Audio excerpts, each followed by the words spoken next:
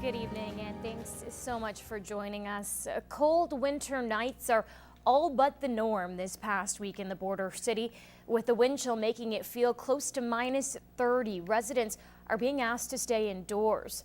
But what about those who don't have a roof over their head? Bart Padiasic spoke with the border city's men's shelter and tells us how the need changes as the temperature drops. Full. Even though we had 29 last night, which is one short, having two mats being one of them, of the 30, it's been right around that for a long period of time. That's the way the shelter has been described since November, and the cold does not make things any easier. To try not to turn people away, the shelter is even offering some to use their lobby, just for a warm place to sleep. We've checked with the fire chief and he said we can house people in the lobby as long as our exits are clear, which we certainly ensure that for people's safety, but it's, are you willing to stay in a lobby? Currently, the shelter is full with clothing donations, but food items are still being accepted. The biggest issue right now is room. The housing registry they helped set up 2 months ago is already full, and more people are being asked to post their available rooms for rent. Would make a plea that if there are any out there who have basement, small basement suites or rooms with some cooking facilities, that kind of thing, that'd be a bonus if you'd give us a call. The shelter is also putting on a walk event called The Coldest Day of the Year on February 23rd. They hope to raise $25,000. For more information, call the shelter at the number on your screen. Bart Padiasic, Newcap News. And the winter weather isn't making outdoor construction any easier. But 3 months after shovels hit the ground on the latest Habitat for Humanity build, work is well on its way to making dreams come true for 7 local families. A bitter cold construction day with wind chill nearing -30. Definitely not ideal conditions for the outdoors, but nothing is stopping these workers. Well, you've seen the winter we've already had, and we haven't stopped since October, so we've been progressing, not necessarily every day, but certainly we've done well. Every nail one step closer to 7 less fortunate families having a secure, safe place to call home. Be over here, Tiffany, where they can see you. Okay. Habitat for Humanity's Forester build broke ground last October, and it's come a long way so far.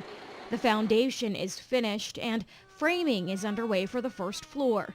Once complete, this corner lot complex will offer 7 two-story homes. It's the biggest project that we've undertaken, and it really represents almost doubling the productivity that we've had over the last 10 years. So we're real happy. The most important thing is that we're gonna be able to put 7 families into homes and give them a better life.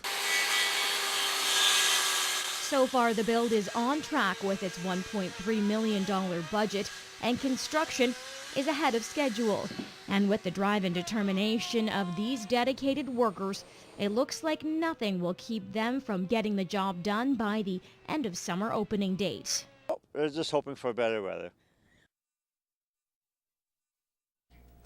Well, the fight to get flavored tobacco products off Alberta store shelves moved one step closer back in December when a bill to ban the products saw its first reading in the Alberta Legislative Assembly. But students haven't stopped the fight. In the meantime, with this National Non-Smoking Week, local teens are again speaking out against the deadly habit. Students at the Composite High School see many of their friends smoking every day. A good half of the students do smoke, which would be a couple hundred. This reason, along with others, drove students to take a stand. Because a lot of people do smoke nowadays. Like in the video we were supposed to do something showing how many chewed tobaccos there was in a boys' hockey room, and there was like over 40. And that's a lot of tobacco for a lot of people. When it comes to reducing the tobacco use in the schools, some students say the only way that this is going to work is if there's a complete ban. I think you just have to ban it. You can't reduce it without banning it, because if it's still available, people will still use it. Flavored tobacco seems less harmful, but Dr. Raf Saeed says this is not the case. Tobacco is tobacco, and you're inhaling tobacco, you're inhaling carcinogens, you're inhaling smoke, which is going to damage your lungs. Getting government attention regarding youth smoking is the goal, and students are optimistic. Already politicians have been listening and answering, and they're trying to make a difference in their areas, so it's amazing. The students' campaign Flavor Gone will be promoting this message tonight at the Lloydminster Bobcats game. Now to this week's pet project. Jenny and Allison introduce us to some great pets looking for their forever homes.